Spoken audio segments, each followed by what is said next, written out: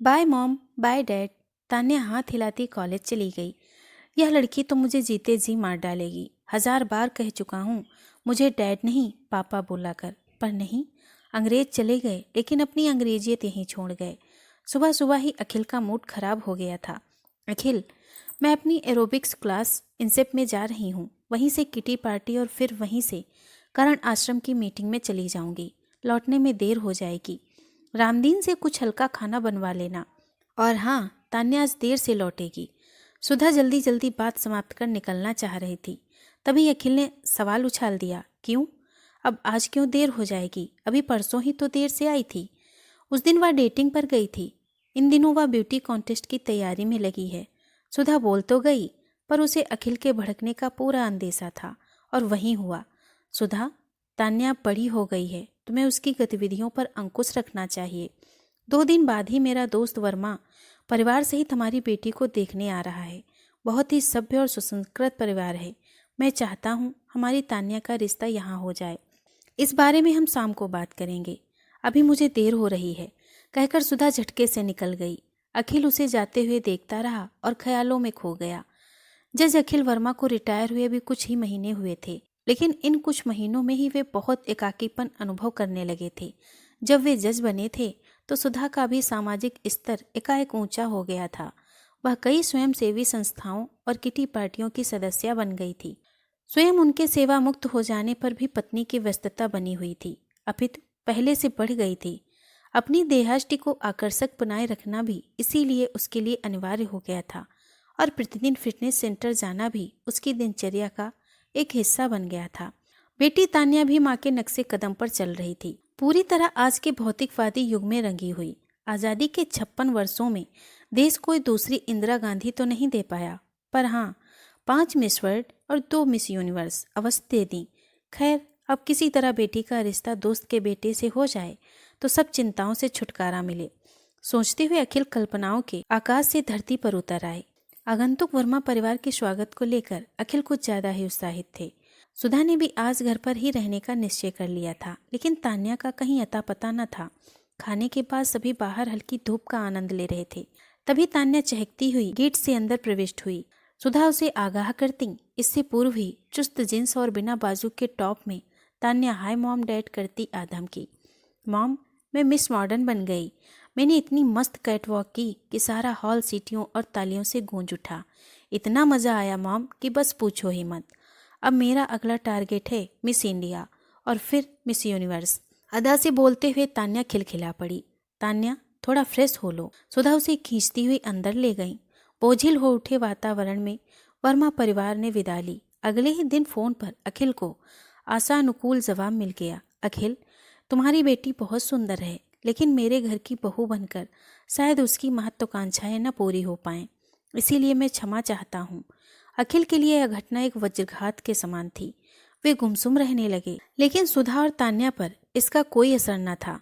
सुधा ने तो स्पष्ट शब्दों में कह भी दिया, अच्छा हुआ मेरी बेटी उस दकियानुसी परिवार की बहू बनने से बच गई। अरे, उसके लिए तो लड़कों की लाइन लगी है। सुधा गलत भी कहाँ थी। तान्या के ही कॉलेज में पढ़ने वाला श्रेयस तान्या की सुंदरता से अभिभूत था। करोड़पति खानदान के इकलौते वारिस का रिश्ता आते ही सुधा ने चट से हाँ कर दी। अखिल ने तो घरेलू मामलों में पूर्णतया चुप्पी साध ली थी। तान्या ने जरूर अपने करियर का हवाला देकर नानुकुर की, लेकिन सुधा के समझाने पर शांत हो गई। तान्या की विदाई के साथ ही अखिल और भी एकाकी हो गए।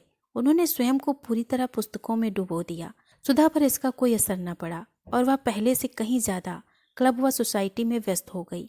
शादी के बाद तान्या का समय तो पंख लगाकर उड़ चला। श्रेयस के संग पार्टी, होटल, फिर लंबे हनीमून में 2 माह कब बीत गए उसे पता ही न चला।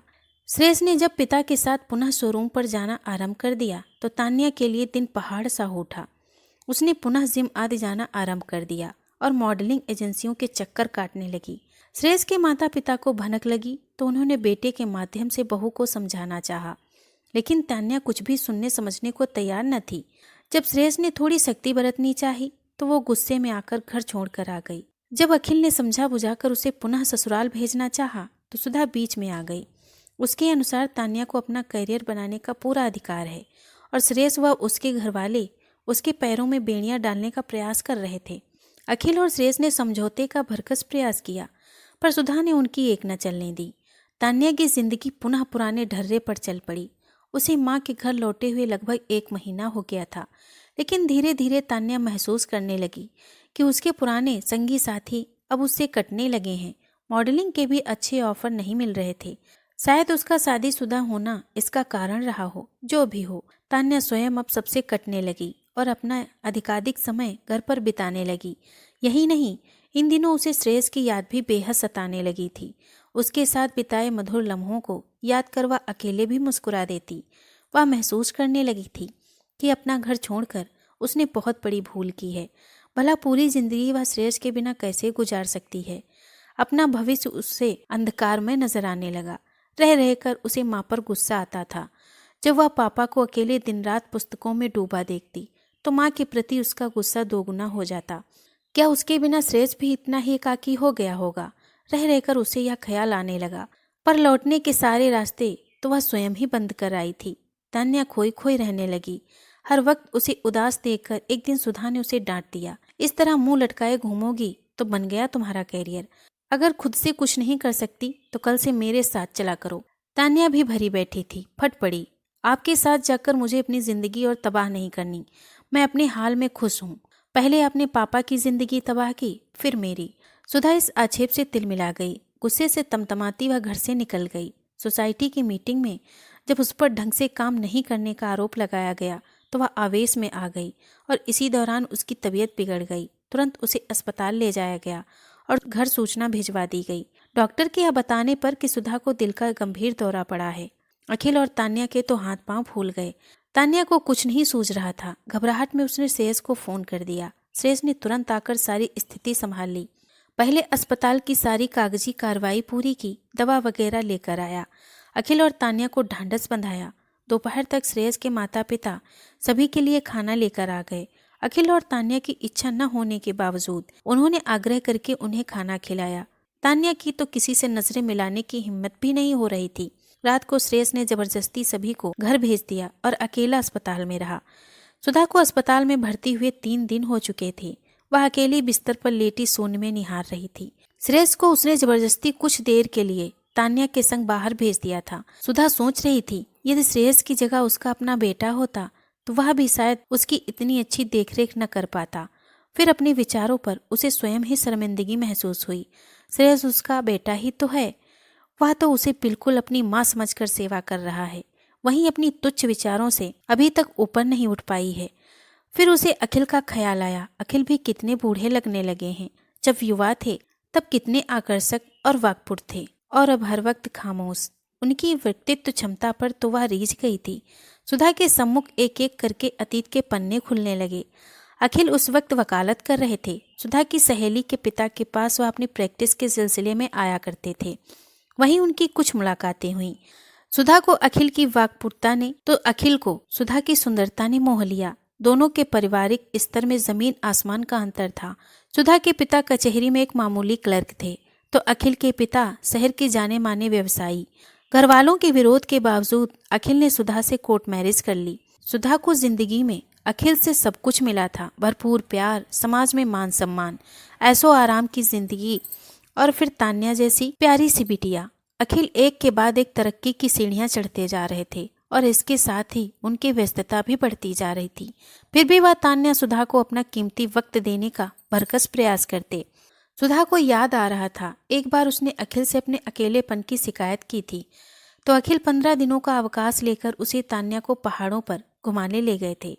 उन्होंने ही सुधा को कई किटी पार्टियों और सभा सोसाइटियों का सदस्य बनवाया ताकि उनकी व्यस्त रहने पर सुधा का मन लगा रहे। सुधा को मामूली सिरदर्द या बुखार होता तो अखिल अपनी प्रैक्टिस छोड़ रात दिन उसके सिरहाने बैठे रहते। सुधा उन्हें कोर्ट चले जाने को कहती या प्रैक्टिस में घाटा हो जाने का ध्यान दिलाती तो अखिल को अच्छा नहीं लगता था। वे कहते, सुधा, जिंदगी की कोई भी चीज मेरे लिए तुमसे बढ़कर नहीं है, और सुधा निहाल हो जाती। उन्हें भरपूर प्यार करने वाले अखिल को उसने जिंदगी के सबसे नाजुक मोड़ पर कितना एकाकी कर दिया है। जीवन के जिस पड़ाव पर उन्हें सुधा के साथ की सबसे ज्यादा जरूरत थी, उसी पड़ाव पर उसने हाथ झटक लिया। जो स्त्री अपना घर न संभाल सके उसे भला समाज सेवा का क्या अधिकार है। और तान्या, उसके साथ भी कहाँ न्याय कर पाई वह। बस फैशन और आधुनिकता के पीछे भागने वाली जीती जागती गुड़िया बनाकर रख दिया उसे। काश उसने उसे कुछ अच्छे संस्कार दिए होते तो आज वह एक सुखी जीवन बिता रही होती। एक और श्रेयस जैसा संस्कारशील युवक है जिसे देखकर कोई भी उसके माता पिता की प्रशंसा किए बिना नहीं रहेगा कि उन्होंने अपनी संतान को कितने अच्छे संस्कार दिए हैं। वहीं दूसरी ओर तान्या है, चंचल, अभिमानी और मोहफट। उसे ऐसा बनाने और उसकी जिंदगी बर्बाद करने की जिम्मेदार वह स्वयं है। तान्या ठीक ही तो कह रही थी, ना तो वह अच्छी बीवी बन पाई और ना अच्छी माँ। भगवान ने उसे यह दूसरा जीवन शायद अपनी गलतियां सुधार लेने के लिए ही दिया है। एक दृढ़ निश्चय के साथ सुधा पलंग पर उठकर बैठ गई थी। तभी अखिल ने कमरे में प्रवेश किया। अरे अरे, यह क्या कर रही हो? अभी तुम बहुत कमजोर हो। लाओ मैं तुम्हें सहारा देकर बैठा देता हूँ। कहते हुए अखिल ने सुधा को तकिए के सहारे बैठा दिया।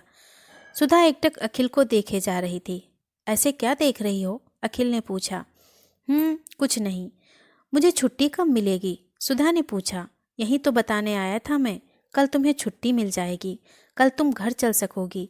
लेकिन अभी कुछ दिनों तक तुम्हें पूर्ण विश्राम करना होगा। कुछ समय बाद ही तुम घर से बाहर निकल पाओगी, अखिल ने समझाते हुए कहा। मुझे अब कहीं नहीं जाना अखिल। इतने बरसों बाद तो घर लौट रही हूँ, अब कहीं नहीं जाऊंगी। सुधा बुदबुदा रही थी।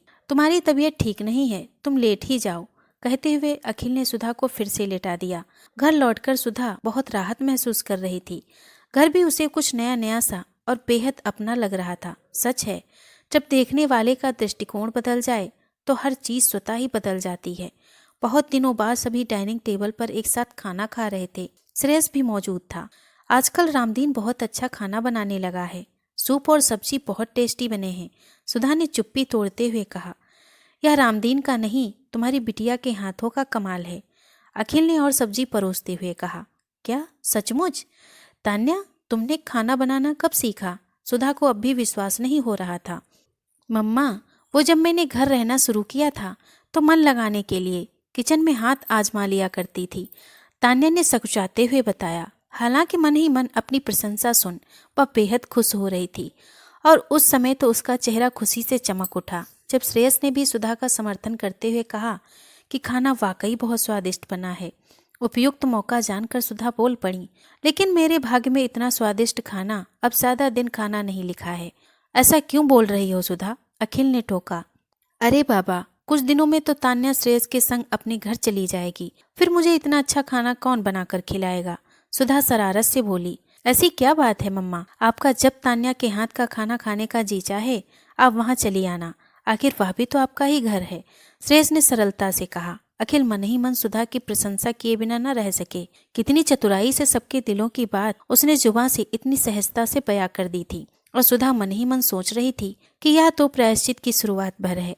दोस्तों, अगर आपको ये कहानी पसंद आई हो तो प्लीज़ इसे लाइक और शेयर करें। अगर आप हमारे चैनल पर नए हैं तो प्लीज़ इसे सब्सक्राइब करें। धन्यवाद।